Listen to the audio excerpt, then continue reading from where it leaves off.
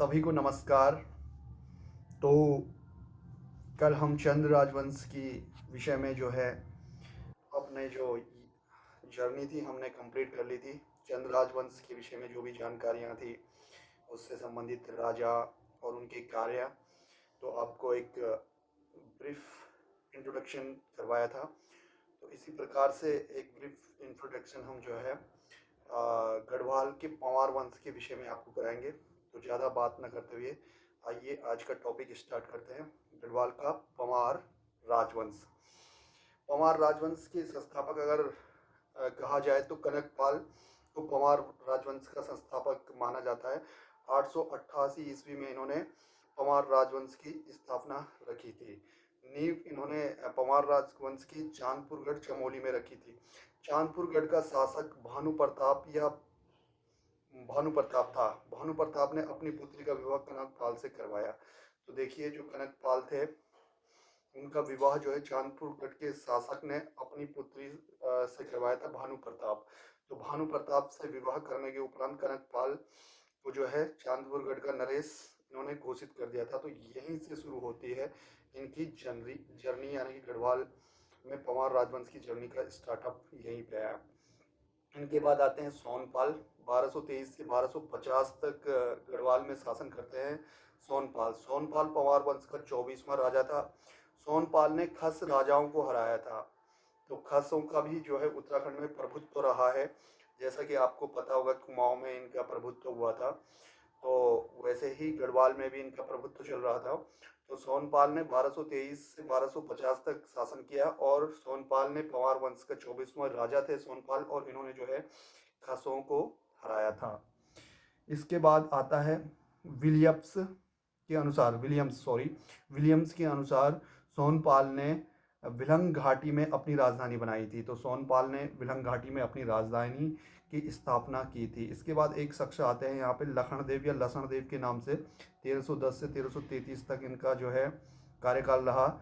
लखनदेव की एक ताम्र मुद्रा मिली है। लखनदेव अपनी मुद्रा यानी कि जो उसकी ताम्र मुद्रा थी, तो मुद्रा चलाने वाला, तो अपनी पर्सनल मुद्रा चलाने वाला पहला शासक था लखनदेव। तो प्रथम शासक जिसने कि अपनी मुद्रा चलाई थी वो लखनदेव थे। तो लखनदेव ऐसे शासक थे जिन्होंने अपनी पहली मुद्रा चलाई थी, स्वयं की पर्सनल मुद्रा, और जो कि ताम्र मुद्रा थी, तांबे की थी। लखनदेव को पंवार वंश का प्रथम स्वतंत्र शासक माना जाता है। तो ये स्वतंत्र शासक थे। तो अगर आपको पूछा जाएगा कि पंवार वंश के संस्थापक कौन थे, तो आपने ध्यान रखना है कनकपाल। कनकपाल थे पंवार वंश के संस्थापक। किंतु अगर क्वेश्चन ये आता है कि पंवार वंश का प्रथम स्वतंत्र शासक कौन था, स्वतंत्र शासक, तो स्वतंत्र शासक थे हमारे जो है लखनदेव।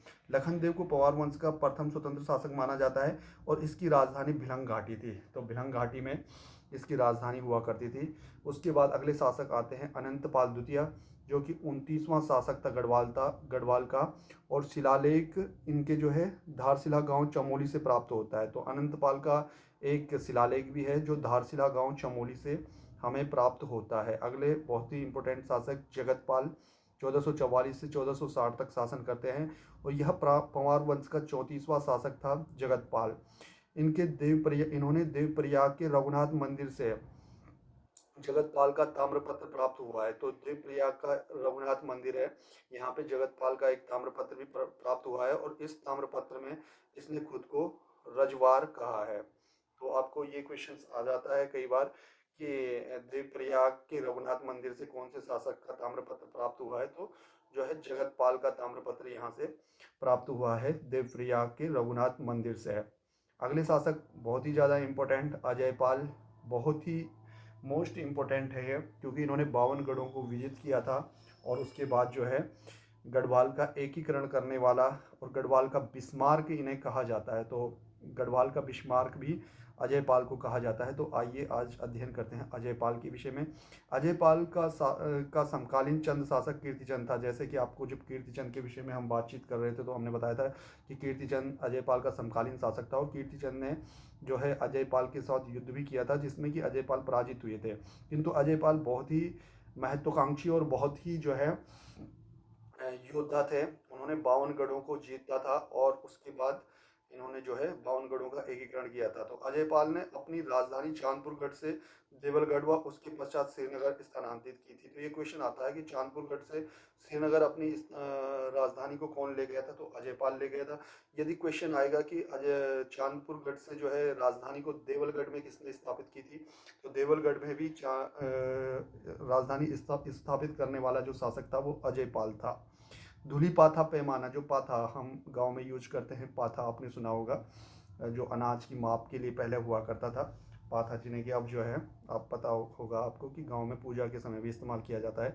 तो अजयपाल ने अपनी राजधानी चांदपुरगढ़ से देवलगढ़ या उसके पश्चात जो है श्रीनगर स्थानांतरित की। धूली पाथा पैमाना इन्होंने स्टार्ट किया था। धूली पाथा पैमाना अजयपाल ने शुरू किया और एक पाथा लगभग 2 kg माप का होता था। तो जो एक पाथा जो माना जाता है वो 2 किलो का माना जाता है।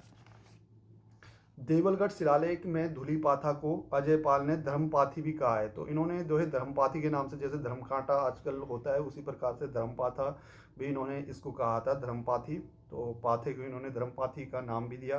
कीर्तिचंद ने अजयपाल को युद्ध में पराजित किया था। जैसे कि हमने कीर्तिचंद के विषय में जब बातचीत की थी, कुमाऊं के शासक के विषय में, तो इन्होंने इसे पराजित किया था। कीर्तिचंद भी बहुत योद्धा और महान जो शासक रहे हैं कुमाऊं के, इन्होंने अजयपाल को पराजित किया था। अजयपाल ने श्रीनगर में कालिंका देवी मठ का निर्माण कराया था।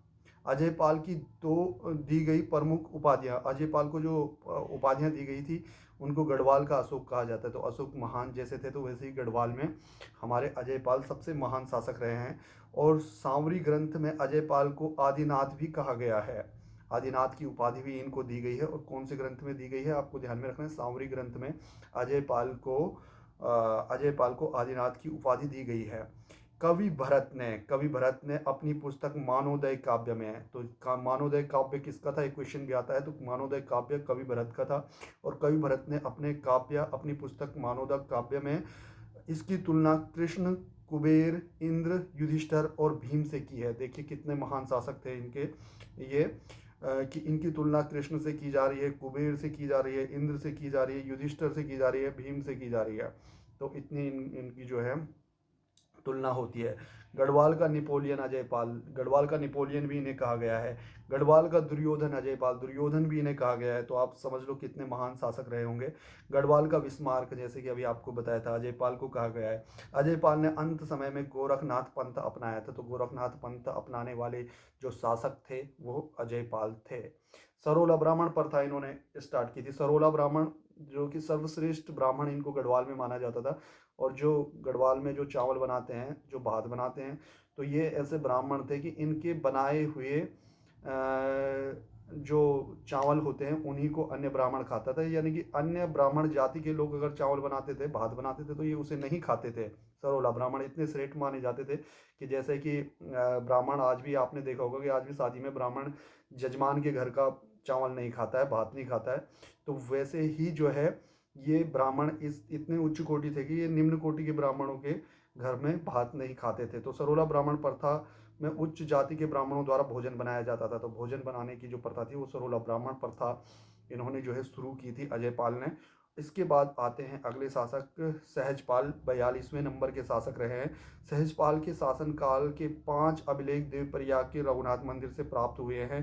प्रथम अभिलेख 1548 ईस्वी का और अंतिम अभिलेख 1573 ईस्वी का है। तो सहजपाल के समय के आपको ध्यान में रखना है, सहजपाल के समय के 5 अभिलेख भी यहाँ से प्राप्त हुए हैं रघुनाथ मंदिर से। एक तो जगतपाल का ताम्र अभिलेख प्राप्त हुआ था और एक सहजपाल के 5 अभिलेख। अगर क्वेश्चन आएगा कि ताम्र अभिलेख किसका प्राप्त हुआ है, तो आपको ध्यान रखना है कि ये जगतपाल का प्राप्त हुआ था रघुनाथ मंदिर से।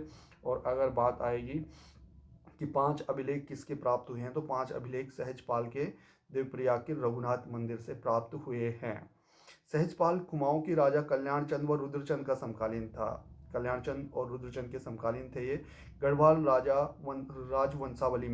राजवंशावली में इसे वीर गुणज सुखद प्रज्ञा कहा गया है। बहुत ही अच्छा क्वेश्चन इससे बन सकता है, वीर गुणज और सुखद प्रज्ञा की उपाधि किसे कहा गया है, तो सहजपाल को। तो वीर गुणज सुखद प्रज्ञा, तो सहजपाल के लिए ये कहा गया है।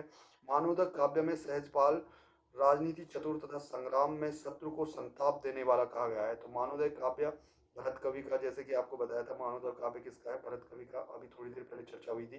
तो इसमें जो है सहजपाल को राजनीति चतुर तथा संग्राम में शत्रु को संताप देने वाला कहा गया है।